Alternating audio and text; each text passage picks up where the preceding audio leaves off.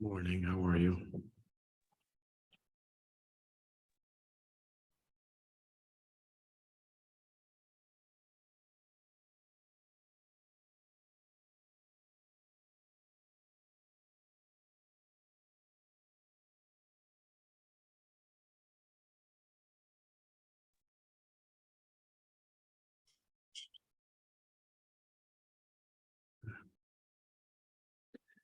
All right.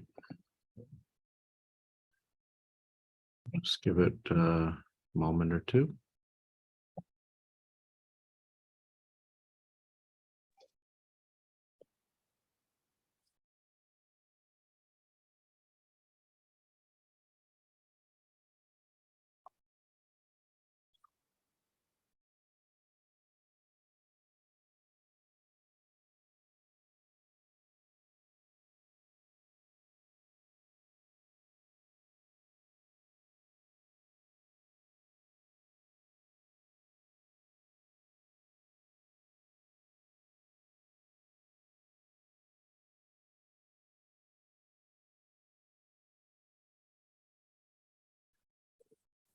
See all the fellows, but all right, why don't we get going?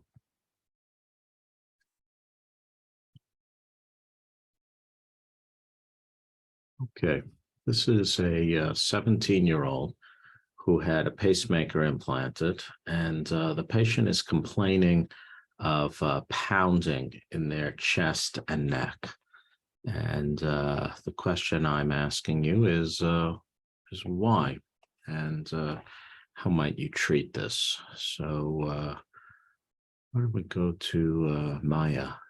Maya, do you have any thoughts on why this patient, by the way, there's all these arrows at the bottom. I don't know what they're signifying. Don't pay attention to them. Okay, so just looking at this tracing, initially, I'm seeing a wide complex rhythm. So I'm thinking that this patient is ventricularly paced. And they're at a rate about 75. Mm-hmm. Yeah, and it says 73 here. I'm looking for P waves. I'm not seeing them before the QRSs. I think there might be some P waves after the QRSs, and at least I see just some in lead V1. Mm-hmm. Those arrows you can pay attention to. Yes. So why do you think this page? So is this a single or a dual chamber, or is it functioning as a single or a dual chamber device? It's functioning as a single chamber device. Right. So it's functioning as a ventricular pacemaker. And in fact, this patient got a single lead VVI pacemaker. Why do you think it is? And I think we would agree it seems to be pacing properly. I mean, we don't know what the program is, but let's say it's VVIR 50 to 90. Okay. So in that case, it seems to be pacing properly. Why do you think the patient, though, has pounding in the chest and neck? And is this something that's common or uncommon when you're single chamber pacing the V like this?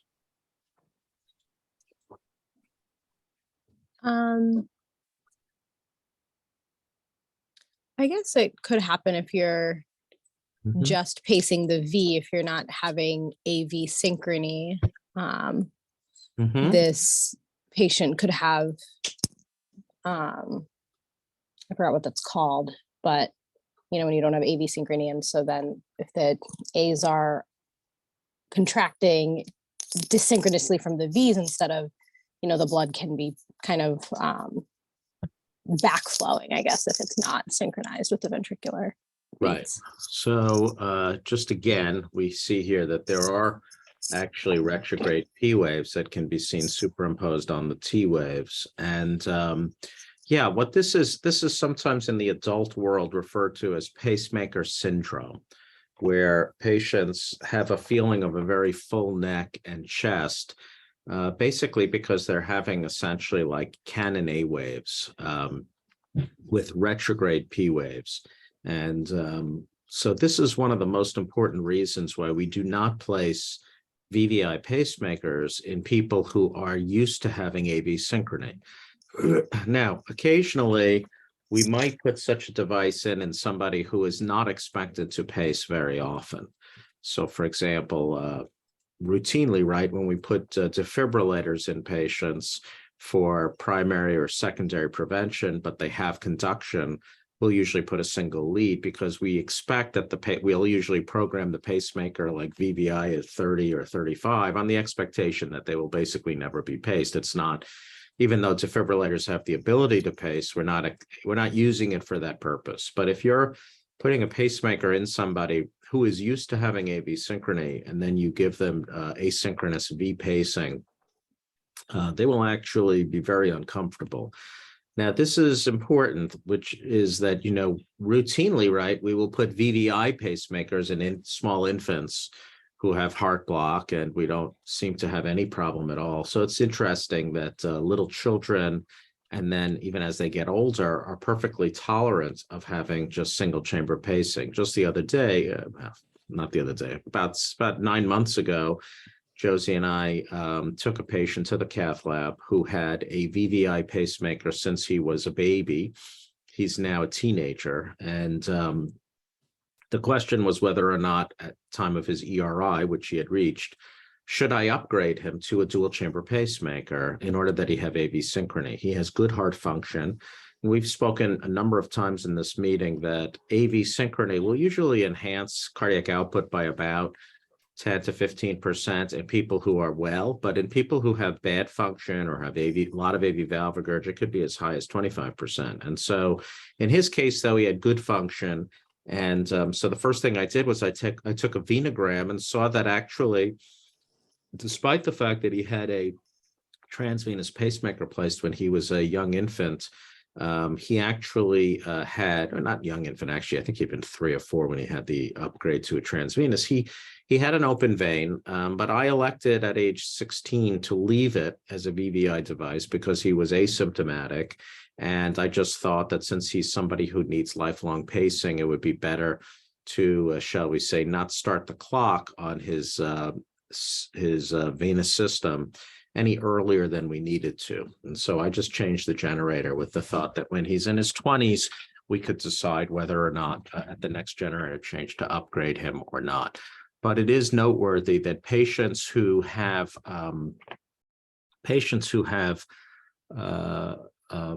who are paced after having had AV synchrony. So like if this were like a post-op patient, let's say it was somebody who had a Ross Kono who ended up with heart block afterwards, you would definitely want to put a dual chamber pacemaker in such a patient. So we don't really see pacemaker syndrome, which is interesting in our patients because I think our patients are used to that sensation since early in life, but older patients do not tolerate it well at all.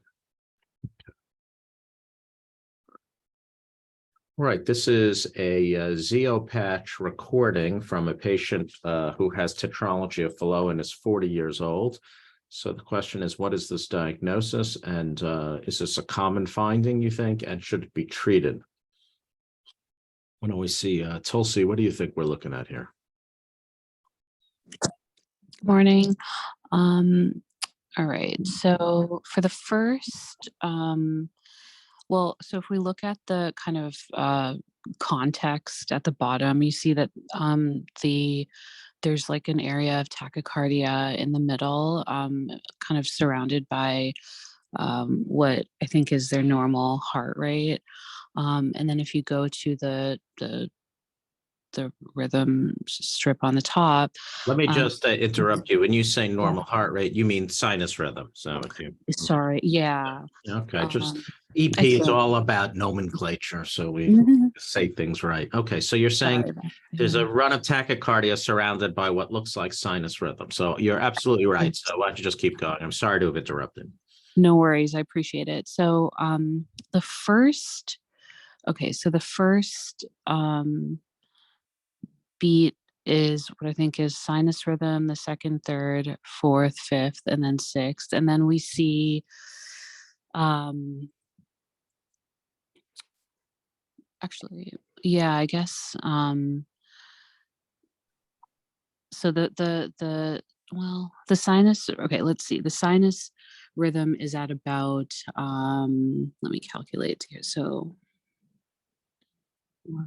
Hard to tell exactly because it's sort of, I'm showing you mostly the bad rhythm, but yeah, probably 60 or so, maybe a okay, little bit more. Yeah, maybe a little faster, but in that range, right?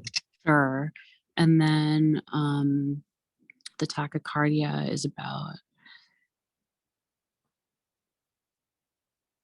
Well, it's not consistent, right? The R-to-R interval is changing, but Yeah, anywhere between 80 and 150, right? So, yeah. And even like in tachycardia, I see um, a P and a QRS and a T, but then there are 2 to 4 beats that have, um, I don't know if that's like atrial flutter or just like it's not clear where the P wave is, for example, in like that middle beat. mhm. So correct me Um, if I'm wrong. You're saying that this is an atrial-based arrhythmia, not a ventricular. mm, Am I getting that right? I think so, because the And QRS complexes look pretty similar. right, that's exactly right. So I agree with you 100%. So first of all, I don't agree with the Zeo patch. I don't think that Mhm, there are 7 beats of mhm, tachycardia. This is a sinus beat. mhm, This might be a sinus beat or it might be a PAC. So let's say this is tachycardia. So one, mhm, two, three, four, five. There's 5 beats of this, and then there's again a sinus beat. So it's not 7, it's 5.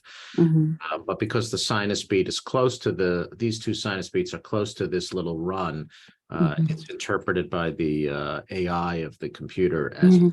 being 7 beats. But so how common is it to have atrial? So we wouldn't know what this is. You're right. This could be atrial flutter. If it were flutter, though, you would sort of imagine it would stick around. In other words, Mhm. usually with flutter, you don't get 4 beats.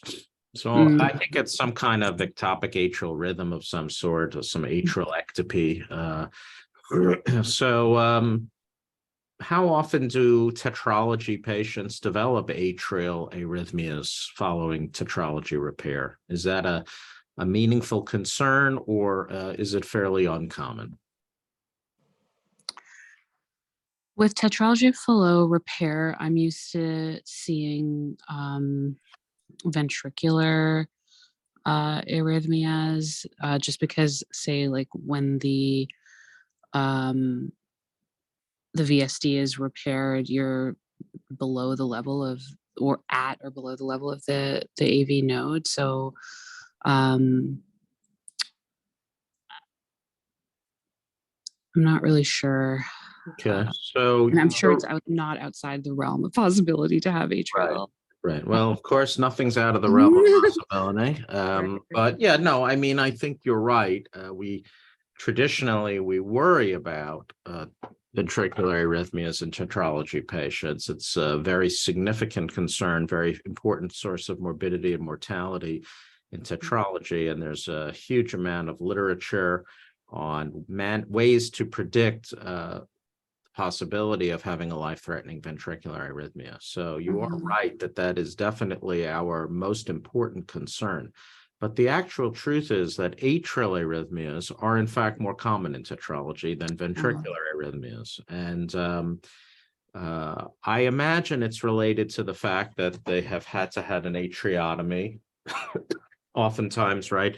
Patients with tetralogy also have ASDs or PFOs that has to be repaired as well. They often will have atrial dilatation. And remember also that in an older era, these types of cases were repaired later or were palliated with shunts where they had atrial dilation because of overcirculation. And so actually atrial arrhythmia is a very important, serious concern following tetralogy repair, actually all congenital heart repair, and probably is the single most important reason, or one of the most important reasons that we continue to follow these patients. Oftentimes people will ask me, well, my ASD is repaired. Why do I have to go back to the cardiologist? And the answer is to surveil for stuff like this. Now, in this patient, these episodes, it's interesting. You see that the patient triggered it, meaning they felt this. And so we generally, so the first thing to say is this is not generally obviously life-threatening, but the concern is that maybe something like this could trigger an atrial flutter. Atrial flutter is by far the most common arrhythmia we see in tetralogy patients at long-term follow-up, and a lot of them end up needing ablations for so-called intra-atrial reentrant tachycardia. And maybe part of the reason they have so much of it is because they have a lot of ectopy. And it's always striking to me when I get these, Robin hands me a pack of Zeo patches to read every week. And it always, I always put Barry's and Ali's cases at the back, because I know that each one of those is going to take 3 times longer than virtually any pediatric patient. And it's because a typical tetralogy patient who's in this age range is going to have a lot of this seen. It's actually pretty interesting. So in this case, I think, the decision about whether to treat would really be based on how symptomatic the patient is, and how much of this there is.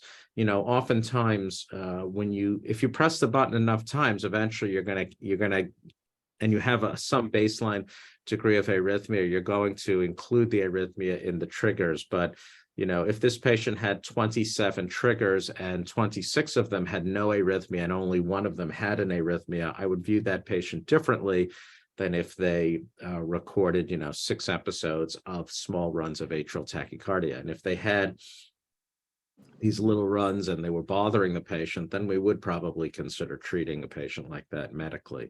This is not an arrhythmia that we would probably consider ablating, just because it's not sustained. And as you know, the only way we can map these is if they have tachycardia. And, if a patient's only having 3 or 4 beats, it makes it very challenging. So, anyway, we would generally prefer not to treat something like this. But, the other question is, does having this type of arrhythmia predispose to having ventricular arrhythmias? To my knowledge, there's no evidence for that, but it kind of makes sense that they might go together. So, okay. So that's good job. Thank you. Thank you.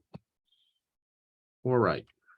This is a teenager who had a history of palpitations, and this tracing was obtained at 12:15 a.m. So, Tarek, what do you think we're looking at here, and how concerned are you or not? Morning, Dr. Pass. So, Peter. looking at the tracing, so I think what looks like, let's see, I think we have a sinus rhythm with the first with the second degree morbid 1, because the PR interval like progressively increases. Then we have I think a drop beat in the second line. What's 1, 2, 3, 4? I'm sorry. I'm going in the wrong direction. You're talking about this beat. Yes. Yes. Yeah.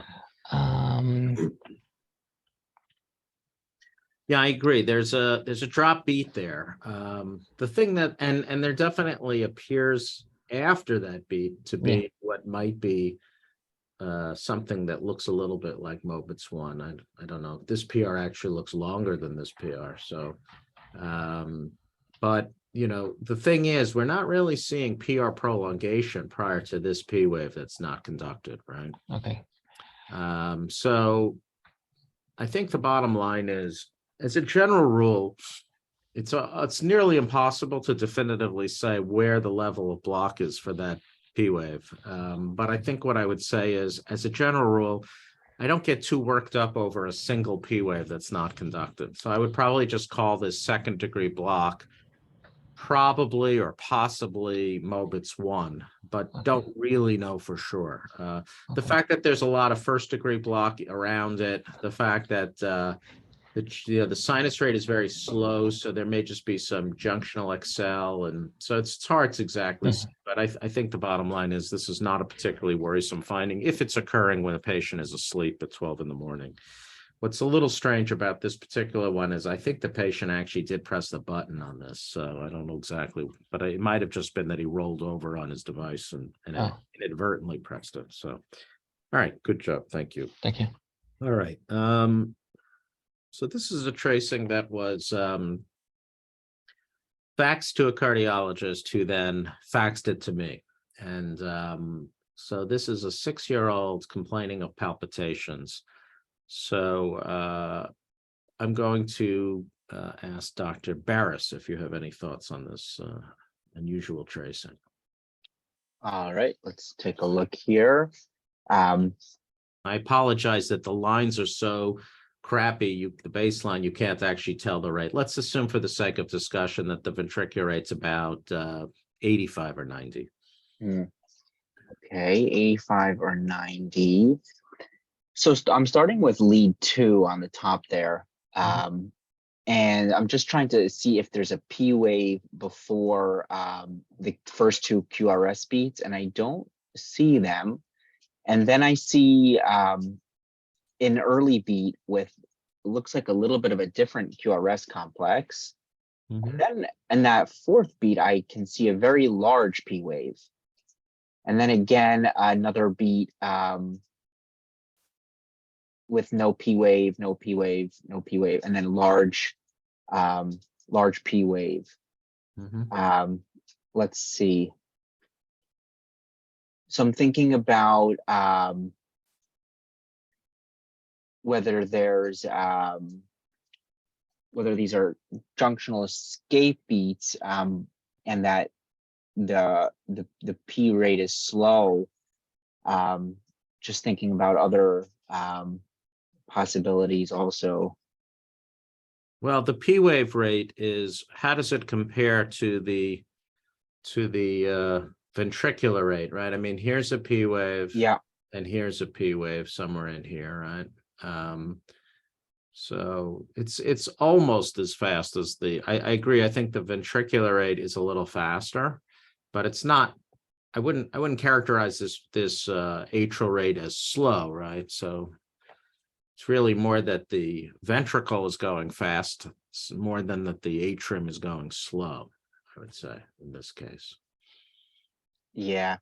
And then yeah, absolutely. So then I guess if it's but it's not particular, it's not like worrisome VT rate, it's more of accelerated. If this is ventricular rhythm, it's more of an accelerated ventricular rhythm rate. But just thinking of away from ventricular rhythm, the QRS, it does look different, but it doesn't look particularly wide. Correct. I agree. So is there conduction in this patient? Does this patient have conduction? So there's atrial dissociation, right? Or a lot of. So I was thinking, yeah, of it. the issue, there are beats that look like they would conduct. The question is, it's just like that 4th beat looks like it's a beat that would conduct. And then the other tricky part is that if it was complete heart block, I would expect the R interval not to change. Right. But it does look like it is changing. And the early beats, every single one has a P wave in front of it, right? There's a P wave here. Yeah. P wave here. There's a P wave buried in this T wave here. So yeah, so this is not, clearly this is not heart block.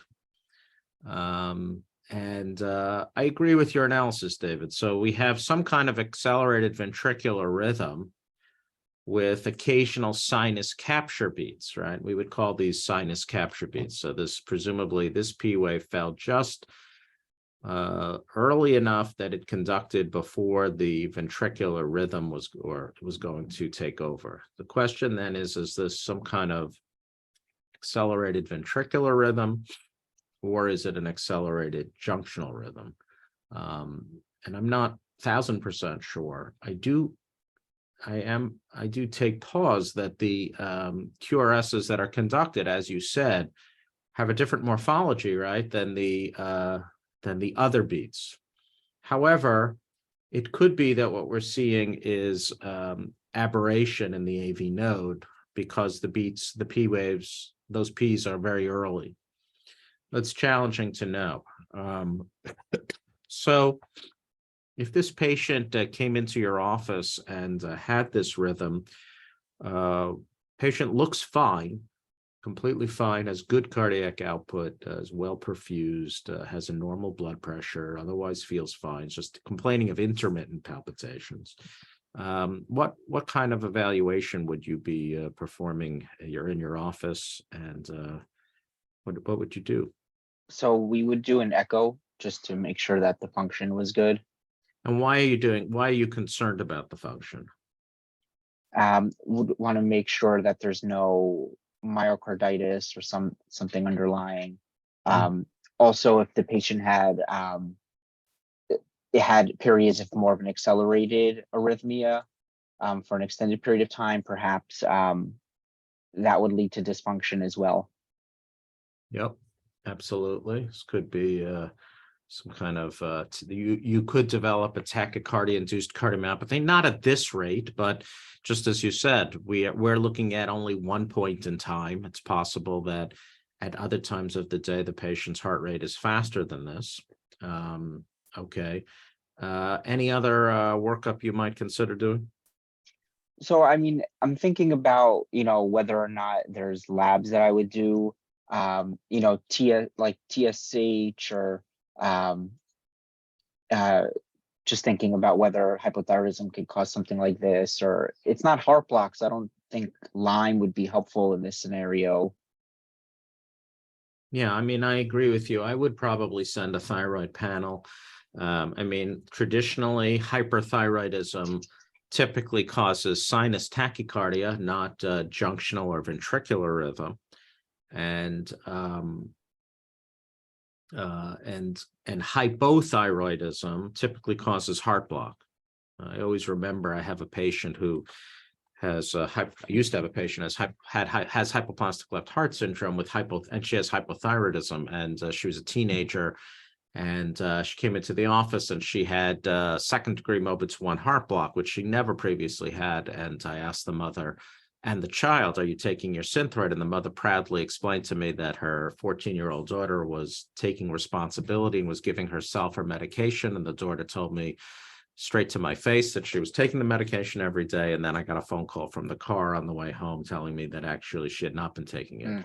And in fact, her TSH was through the roof when I measured it in the office, and she started taking it regularly and it resolved. But anyways, yeah, so it could be hyperthyroidism, although again, a little bit unusual to have a ventricular arrhythmia.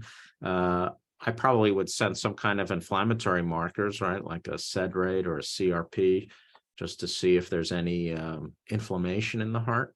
And then, it is interesting to figure out whether this is ventricular or supraventricular. So what other testing could you do on this patient? So we could put a ZO on the patient and see how often it's happening. Right. So you would want to know the burden of arrhythmia, because that would give you some insight into whether you should be worried about this causing a myopathy. And you also, if the patient had periods of sinus rhythm, right, this is a nice example of the concept that whatever is the fastest rhythm in the heart usually wins. And so in this case, this either junctional or ventricular rhythm is faster than the sinus rate. And so we're in that rhythm predominantly. But we do see some sinus capture beats. So, for example, it would be interesting to see what happens when the patient exercises. If they exercise and the patient has a normal PR interval and the QRS does not change, then we could feel more confident in calling this a junctional arrhythmia. Or alternatively, we might see that all of the QRSs in sinus rhythm look like this QRS, and the others like this, in which case this is by definition a ventricular arrhythmia.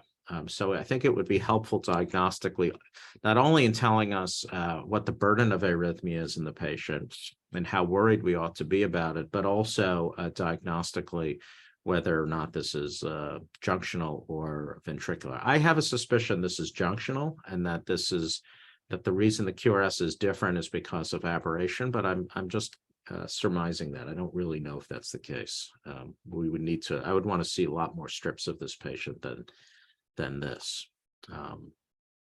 So it's an interesting tracing. You don't see this every day. I was surprised when the person showed it to me. Probably will come to our attention here at some point in the future. And I think with that, I'm going to stop if it's okay with you. Hope everybody has a great day, and I'll see you at Sinai in just a short while. Have a good day, everyone. Thank Thank you you. very much.